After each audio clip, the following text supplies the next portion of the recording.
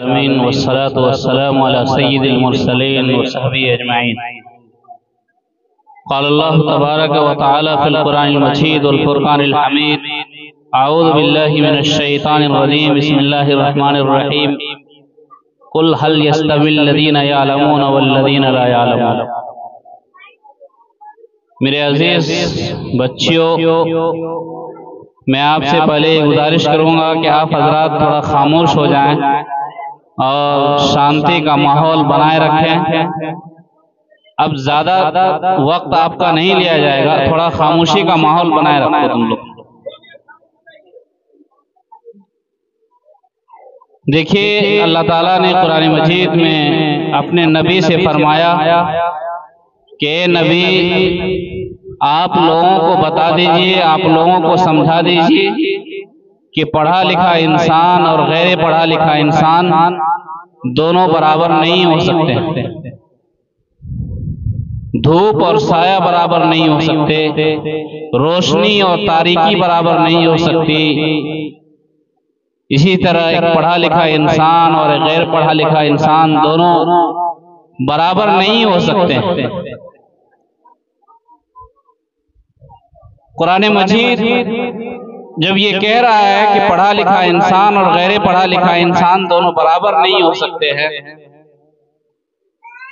तो हमारा आपको इस फर्क को समझना चाहिए।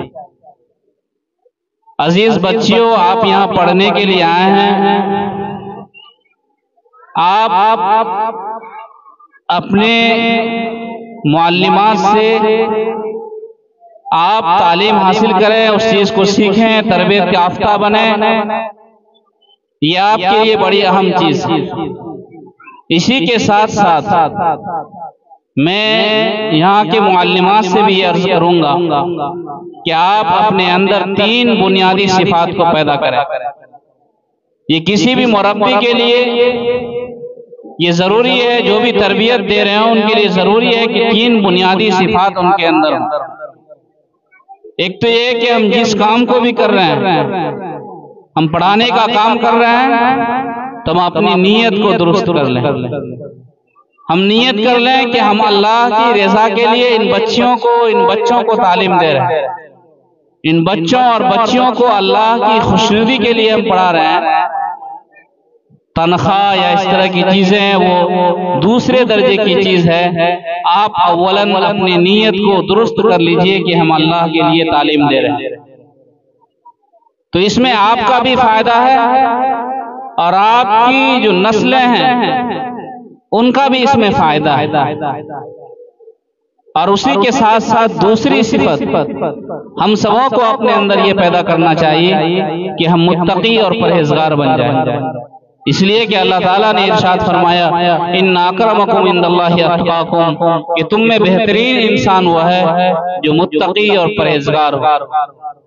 मुत्तकी और परहेजगार का मतलब यह है कि हम अपने आप को अल्लाह की नाफरमानियों से बचा लें, हम अपने आप को गुनाहों से बचा लें, नाजायज कामों से बचा लें और जायज कामों को अंजाम दें। तो यही तकवा की तारीफ है।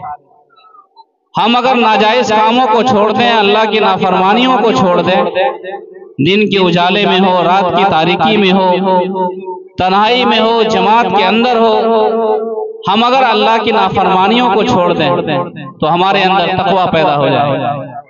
ये सिफत एक मुअल्लिम के अंदर और एक मुअल्लिमात के अंदर जरूरी है।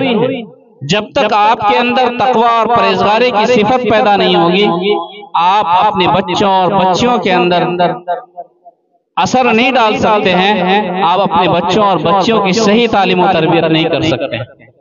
और तीसरी बुनियादी सिफत ये होनी चाहिए कि आपके अंदर हमदर्दी हो, अमानतदारी हो, कि आप जिस बच्चे को तालीम दे रहे हैं उसके साथ आपका बर्ताव कैसा है।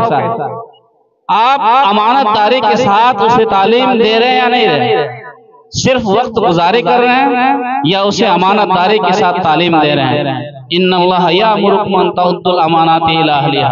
अल्लाह ताला ने इरशाद फरमाया कि अमानत तुम अमानतदारों तक पहुंचा दो। और अमानत का मतलब सिर्फ ये नहीं होता है कि कुछ रुपए और पैसे किसी